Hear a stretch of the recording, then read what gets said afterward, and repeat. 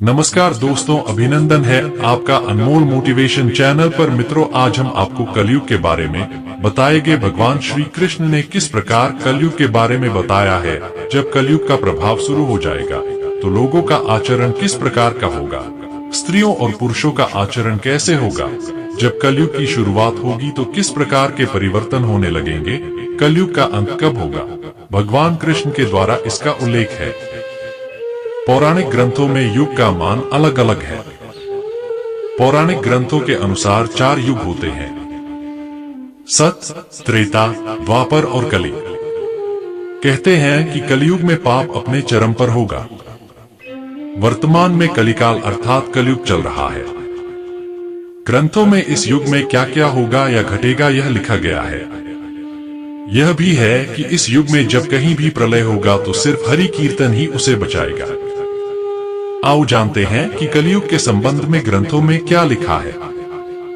1. सतयुग। सतयुग में प्रतीकात्मक तौर पर धर्म के 4 पैर थे।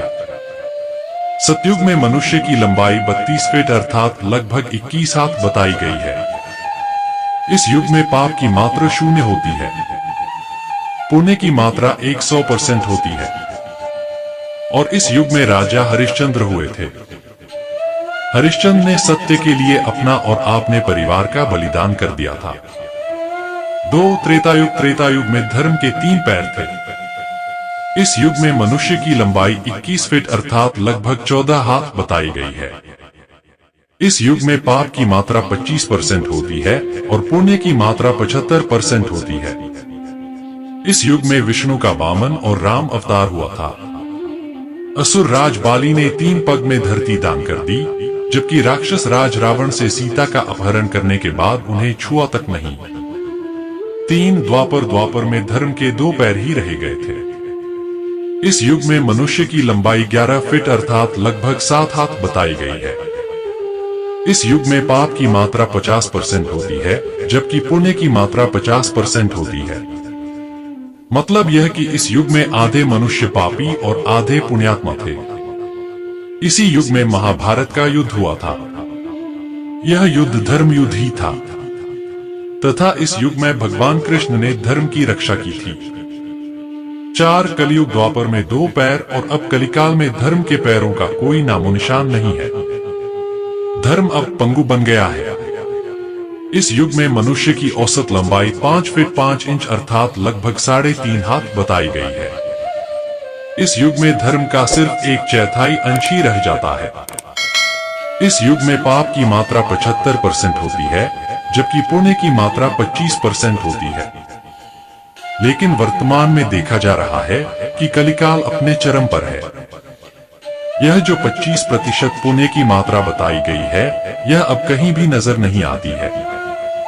महज 5% ही पुण्य कहीं बचा होगा। अब तो चारों तरफ पाप ही पाप नजर आता है। आओ जानते हैं कैसे। कलयुग का वर्णन भगवान श्री कृष्ण के द्वारा बताया गया है। 1. कलयुग का वर्णन करते हुए श्री कृष्ण कहते हैं कि कलयुग में ऐसे लोगों का राज्य होगा जो दोनों ओर से शोषण करेंगे, बोलेंगे कुछ और करेंगे कुछ, मन में कुछ और कर्म में कुछ। ऐसे ही लोगों का राज्य होगा। इसी प्रकार कलयुग में ऐसे लोग रहेंगे जो बड़े ज्ञानी और ध्यानी कहलाएंगे। वे ज्ञान की चर्चा तो करेंगे, लेकिन उनके आचरण राक्षसी होंगे। बड़े पंडित और विद्वान कहलाएंगे, किंतु वे यही देखते रहेंगे कि कौन सा मनुष्य मरे और हमारे नाम से संपत्ति या पद कर जाए। कलयुग में कुछ इस प्रकार के लोग होंगे। 2. कलयुग का मनुष्य शिशुपाल हो जाएगा।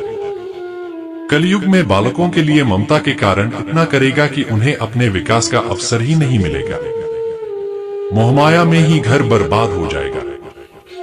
किसी का बेटा घर छोड़कर साधु बनेगा तो हजारों व्यक्ति दर्शन करेंगे, किंतु यदि अपना बेटा साधु बनता होगा तो रोएंगे कि मेरे बेटे का क्या होगा। इतनी सारी ममता होगी कि उसे मोहमाया और परिवार में ही बांध कर रखेंगे और उसका जीवन वहीं खत्म हो जाएगा। अंत में बेचारा अनाथ होकर मरेगा। 3. कलयुग में धनाढ़े लोग लड़के लड़की के विवाह में, मकान के उत्सव में, छोटे बड़े उत्सवों में तो लाखों रुपए खर्च कर देंगे, परंतु पड़ोस में ही यदि कोई भूखा प्यासा होगा तो यह नहीं देखेंगे कि उसका पेट भरा है या नहीं। उनका अपना ही सगा भूख से मर जाएगा और वे देखते रहेंगे। दूसरी ओर मौज, मदिरा, मांसभक्षण, सुंदरता और व्यसन में पैसे उड़ा देंगे, किंतु किसी के दो आंसू पोंछने में उनकी रुचि न होगी। 4. कलयुग में मानव का मन नीचे गिरेगा, उसका जीवन पतित होगा। यह पतित जीवन धन की शिलाओं से नहीं रुकेगा, नहीं सत्ता के वृक्षों से रुकेगा, किंतु हरि नाम के एक छोटे से पौधे से, हरि कीर्तन के एक छोटे से पौधे से मनुष्य जीवन का पतन होना रुक जाएगा। कलयुग का वर्णन पुराणों में भी मिलता है। पुराणों में लिखा है कि जो व्यक्ति संगठन या समाज वेद विरुद्ध आचरण कर भारत की धार्मिक और सांस्कृतिक एकता को खंडित करेगा, उसका आने वाले समय में समूल नाश हो जाएगा। पुराणकार मानते हैं कि जैसे जैसे कलयुग आगे बढ़ेगा, वैसे वैसे भारत की गद्दी पर वेद विरोधी लोगों का शासन होने लगेगा। ये ऐसे लोग होंगे जो जनता से झूठ बोलेंगे और अपने कुतर्कों द्वारा एक दूसरे की आलोचना करेंगे और जिनका कोई धर्म नहीं होगा। ये सभी विधर्मी होंगे।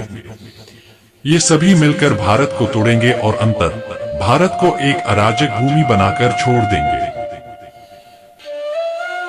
ज्यों ज्यों घोर कलयुग आता जाएगा, त्यों त्यों सौराष्ट्र, अवंती, अधीर, शूर, अर्बुद और मालव देश के ब्राह्मणगण संस्कार शून्य हो जाएंगे तथा राजा लोग भी शूद्र तुल्य हो जाएंगे। अपनी तुच्छ बुद्धि को ही शाश्वत समझकर कुछ मूर्ख ईश्वर की तथा धर्म ग्रंथों की प्रामाणिकता मांगने का दुस्साहस करेंगे। इसका अर्थ है कि उनके पाप जोर मार रहे हैं। जब सभी वेदों को छोड़कर संस्कार शून्य हो जाएंगे, तब सिंधु तट, चंद्रभाग का तटवर्ती प्रदेश, कौंतीपुरी और कश्मीर मंडल पर प्राय शूद्रों का संस्कार ब्रह्म तेज से ही नाम मात्र के द्विजों का और म्लेच्छों का राज होगा। सबके सब राजा, राजनेता आचार विचार में म्लेच्छ प्राय होंगे। वे सब एक ही समय में भिन्न भिन्न प्रांतों में राज करेंगे। ये सबके सब परले सिरे के झूठे, अधार्मिक और स्वल्प दान करने वाले होंगे। छोटी बातों को लेकर ही ये क्रोध के मारे आग बबूला हो जाएंगे। ये दुष्ट लोग स्त्री, बच्चों, गौं और ब्राह्मणों को मारने में भी नहीं हिचकेंगे। दूसरे की स्त्री और धन हथिया लेने में ये सदा उत्सुक रहेंगे। न तो इन्हें बढ़ते देर लगेगी और न घटते। इनकी शक्ति और आयु थोड़ी होगी। राजा के वेश में ये म्लेच्छ ही होंगे। वे लूट खसोट कर अपनी प्रजा का खून चूसेंगे। जब ऐसा शासन होगा तो देश की प्रजा में भी वैसा ही स्वभाव, आचरण, भाषण की वृद्धि हो जाएगी। राजा लोग तो उनका शोषण करेंगे ही, आपस में वे भी एक दूसरे को उत्पीड़ित करेंगे और अंततः सबके सब नष्ट हो जाएंगे। भागवत पुराण भविष्योत्तर पुराण अनुसार ब्रह्मा जी ने कहा है, नारद, भयंकर कलयुग के आने पर मनुष्य का आचरण दुष्ट हो जाएगा और योगी भी दुष्ट चित्त वाले होंगे। संसार में परस्पर विरोध फैल जाएगा। द्विज, ब्राह्मण, क्षत्रिय, वैश्य दुष्ट कर्म करने वाले होंगे और विशेषकर राजाओं में चरित्रहीनता आ जाएगी। देश देश और गांव गांव में कष्ट बढ़ जाएंगे। संत जन दुखी होंगे। अपने धर्म को छोड़कर लोग दूसरे धर्म का आश्रय लेंगे। देवताओं का देवत्व भी नष्ट हो जाएगा और उनका आशीर्वाद भी नहीं रहेगा। मनुष्यों की बुद्धि धर्म से विपरीत हो जाएगी और पृथ्वी पर म्लेच्छों के राज्य का विस्तार हो जाएगा। महर्षि व्यास जी के अनुसार कलयुग में मनुष्यों में वर्ण और आश्रम संबंधी प्रवृत्ति नहीं होगी। वेदों का पालन कोई नहीं करेगा। कलयुग में विवाह को धर्म नहीं माना जाएगा। शिष्य गुरु के अधीन नहीं रहेंगे। पुत्र भी अपने धर्म का पालन नहीं करेंगे। कोई किसी कुल में पैदा ही क्यों न हुआ, जो बलवान होगा वही कलयुग में सबका स्वामी होगा। सभी वर्णों के लोग कन्या बेचकर निर्वाह करेंगे। कलयुग में जो भी किसी का वचन होगा वही शास्त्र माना जाएगा। कलयुग में थोड़े से धन से मनुष्यों में बड़ा घमंड होगा। स्त्रियों को अपने केशों पर ही रूपवती होने का गर्व होगा। कलयुग में स्त्रियां धनहीन पति को त्याग देंगी। उस समय धनवान पुरुष ही स्त्रियों का स्वामी होगा। जो अधिक देगा उसे ही मनुष्य अपना स्वामी मानेंगे। उस समय लोग प्रभुता के ही कारण संबंध रखेंगे। द्रव्य राशि घर बनाने में ही समाप्त हो जाएगी। इससे दान पुण्य के काम नहीं होंगे और बुद्धि धन के संग्रह में ही लगी रहेगी। सारा धन उपभोग में ही समाप्त हो जाएगा। कलयुग की स्त्रियां अपनी इच्छा के अनुसार आचरण करेंगी। हाव भाव विलास में ही उनका मन लगा रहेगा। अन्याय से धन पैदा करने वाले पुरुषों में उनकी आसक्ति होगी।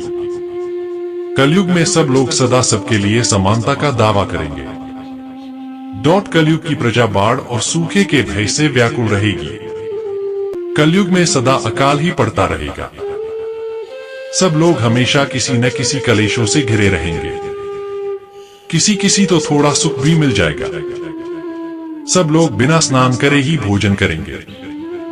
देव पूजा, अतिथि सत्कार, श्राद्ध और तर्पण की क्रिया कोई नहीं करेगा।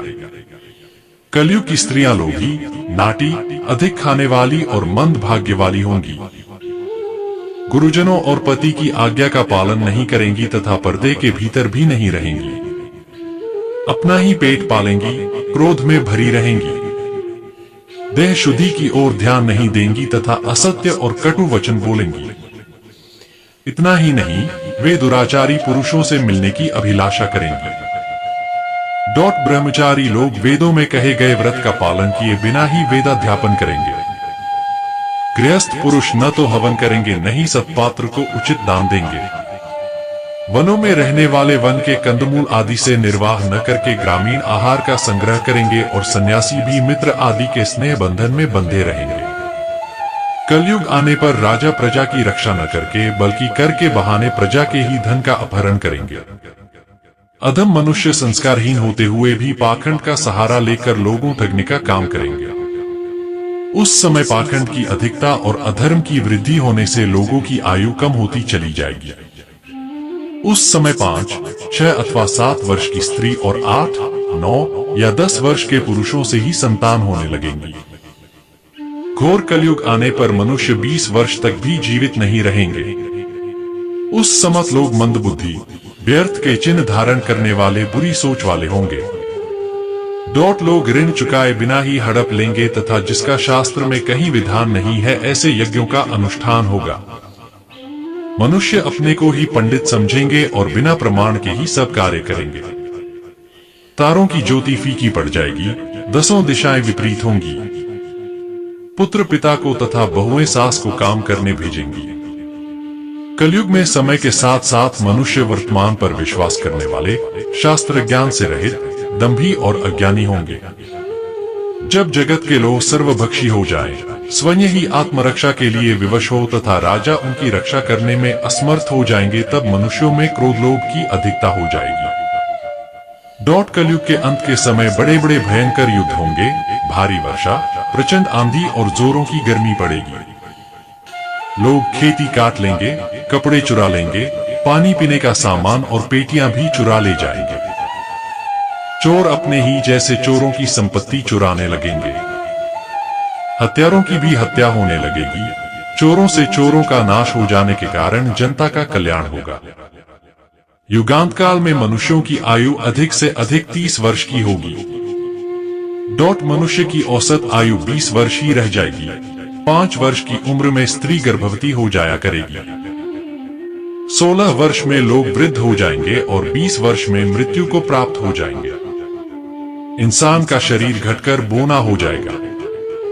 ब्रह्मवैवर्त पुराण में बताया गया है कि कलयुग में ऐसा समय भी आएगा जब इंसान की उम्र बहुत कम रह जाएगी, युवावस्था समाप्त हो जाएगी। कली के प्रभाव से प्राणियों के शरीर छोटे छोटे, क्षीण और रोगग्रस्त होने लगेंगे। श्रीमद्भागवत के 12 स्कंध में कलयुग के धर्म के अंतर्गत श्री सुखदेव जी परीक्षित जी से कहते हैं, ज्यों-ज्यों घोर कलयुग आता जाएगा, त्यों-त्यों उत्तरोत्तर धर्म, सत्य, पवित्रता, क्षमा, दया, आयु, बल और स्मरण शक्ति का लोप होता जाएगा।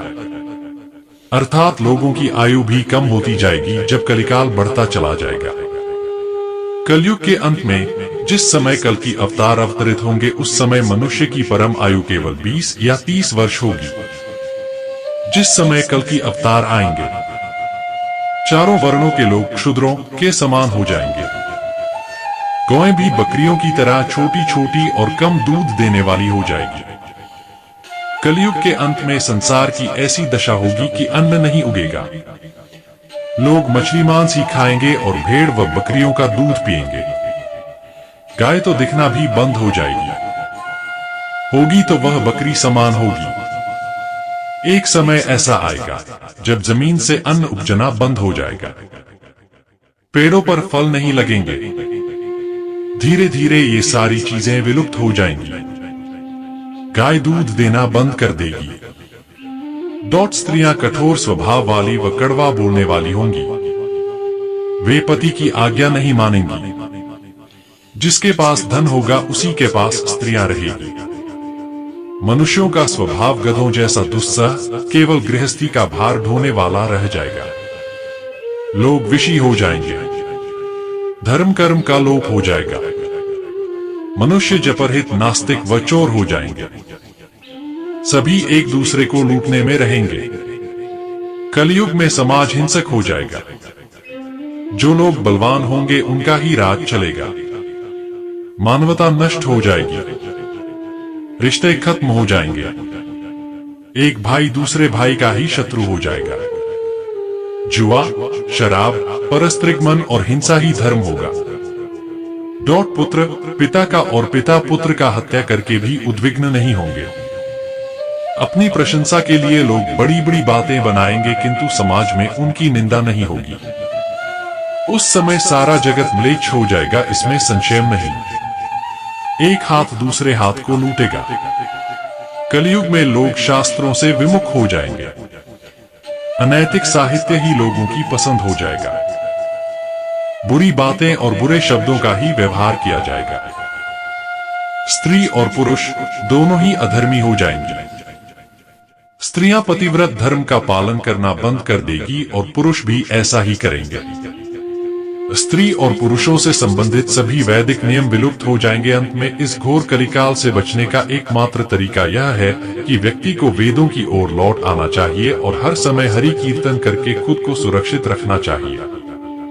जो व्यक्ति धर्म से विमुख होकर रहेगा वह कहीं भी कभी भी अकाल मौत को प्राप्त होगा या हर समय दुखी और संकटों से ही घिरा रहेगा।